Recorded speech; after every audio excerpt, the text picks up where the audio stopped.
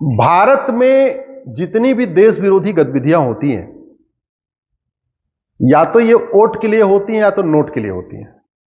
दो चीज ध्यान रखिए, या तो वोट के लिए या तो नोट के लिए। देश विरोधी जो बातें की जाती है, जो देश विरोधी भाषण दिए जाते हैं, या तो वोट के लिए या तो नोट के लिए।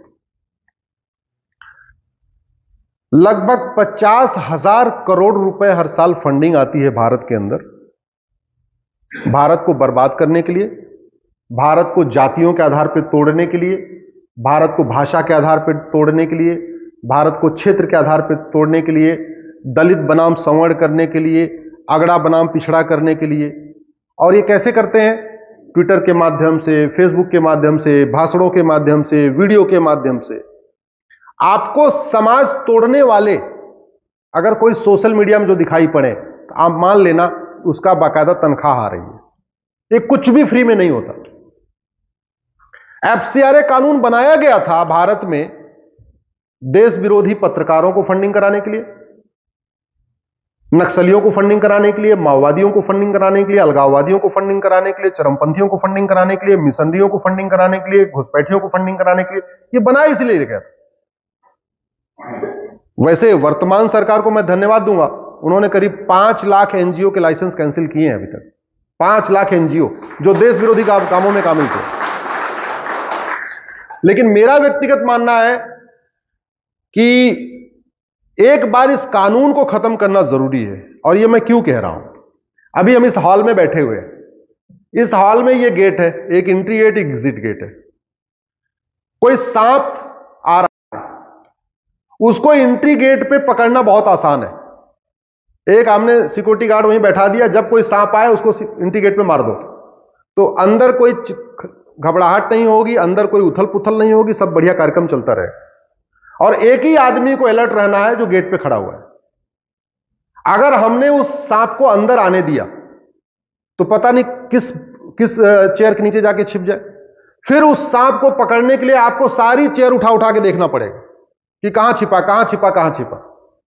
मेरा यह मानना है कि विदेशी फंडिंग के लिए जो एफसीआरए कानून बना है, अभी क्या हो रहा है, एफसीआरए आ रहा है, फिर एनजीओ की ऑडिट हो रही है। और कई बार ऐसा भी देखा गया कि जो ऑडिट करने वाले थे वो खुद भी बड़े महान थे। वो पता चला 5 करोड़ पैसा आया बाहर से, उसमें थोड़ा 50 लाख लिया और ऑडिट रिपोर्ट अच्छी बना दिया। इसलिए कहता हूं कि बाहर से जो पैसा आ रहा है, जिस कानून के जरिए आ रहा है, उस कानून को रोकना, बहुत खत्म करके रोकना जरूरी है। विदेशी फंडिंग को रोकना जरूरी है। मैंने एक पीएल और भी फाइल किया इस पे, यूनिफॉर्म बैंकिंग कोड का। अगर आप लोग गूगल करेंगे uniform banking code, Ashwini Upadhyay, आपको डिटेल मिलेगा। अभी क्या हो रहा है सर कि जो देश विरोधी बैंकें हैं, चलो देश विरोधी बैंक नहीं कहते, गड़बड़ हो जाएगा, ये कह सकते हैं जो विदेशी बैंकें हैं और जिनकी ब्रांच भारत में है, और नाम लेके बोलता हूं, एचएसबीसी, वेस्टर्न यूनियन, इस तरीके की जो विदेशी बैंकें हैं जो भारत से ऑपरेट करती हैं, ये पूरी तरीके से काले धन को सफेद करने का टूल बन गई हैं। मैं धन्यवाद दूंगा, एक मिस्टर नवल किशोर सिंह है, ऑस्ट्रेलिया में रहते हैं। आपने सुना होगा दिल्ली में किसान आंदोलन चल रहा था। उस किसान आंदोलन के दौरान बाहर से, ऑस्ट्रेलिया से फंडिंग आ रही थी, उनको खबर लगी, वो मुझे रोज फोन करके बताते थे, मुझे समझ में नहीं आता तो कहना क्या चाहते। एक दिन वो सज्जन ने 80,000 रुपए का टिकट लिया, खुद ही सुप्रीम कोर्ट टपक गए। आए, उन्होंने मुझे एक्सप्लेन किया कि विदेशी फंडिंग हो कैसे रही। मैं तो जान के आश्चर्य हुआ कि बाहर से फंडिंग आ रही है और जो यूज हो रहा है टूल, वो आरटीजीएस और एनईएफटी यूज हो रहा है। जबकि एनईएफटी और आरटीजीएस ये डोमेस्टिक टूल है, ये भारत के अंदर ट्रांजैक्शन करने के लिए आरटीजीएस एनईएफटी है।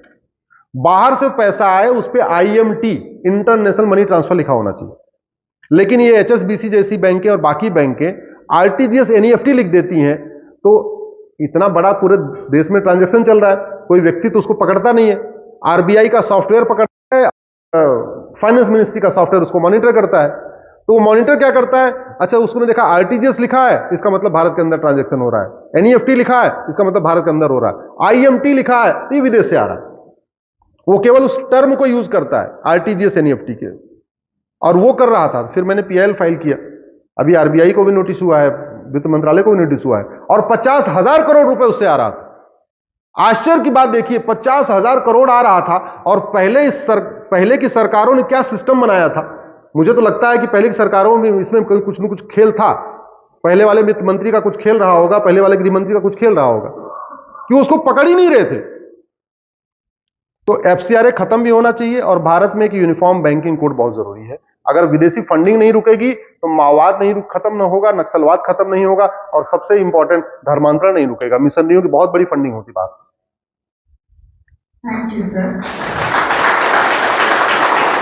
आखिरी सवाल डॉक्टर आशुतोष शुक्ला की तरफ से है। क्या केरला स्टोरी या कश्मीर फाइल देखने से धर्मांतरण या आतंकवाद खत्म हो जाएगा? इसके लिए हमें और क्या क्या करना चाहिए? देखिए, पहली बात तो कुछ चीजें हमें पढ़ा दी गई और हमने पढ़ लिया और पढ़ने के बाद उस पर सोचा ही नहीं। न यहां मुगल बिजनेस करने आए थे, न यहां ब्रिटिश बिजनेस करने आए थे, न यहां ईस्ट इंडिया कंपनी बिजनेस करने आई थी। मुगल यहां पे इस्लाम को फैलाने आए थे और ब्रिटिश यहां क्रिश्चियनिटी फैलाने आए थे। बहुत सीधा सा। मुगलों ने तलवार के दम पे यहां कन्वर्जन किया, यहां के लोगों को कन्वर्ट किया और अंग्रेजों ने कानून बना बना के किया। आज अभी टाइम नहीं है कि मैं आपको एक्सप्लेन करूं। अंग्रेजों ने करीब भारत और भारत की संस्कृति को बर्बाद करने के लिए अंग्रेजों ने लगभग 500 कानून बनाए थे। 500 कानून उन्होंने कानून बना बना के किया। जो जो काम मुगलों ने तलवार के दम पे किया वो सारा काम अंग्रेजों ने कानून बना बना के किया। जैसे मुगलों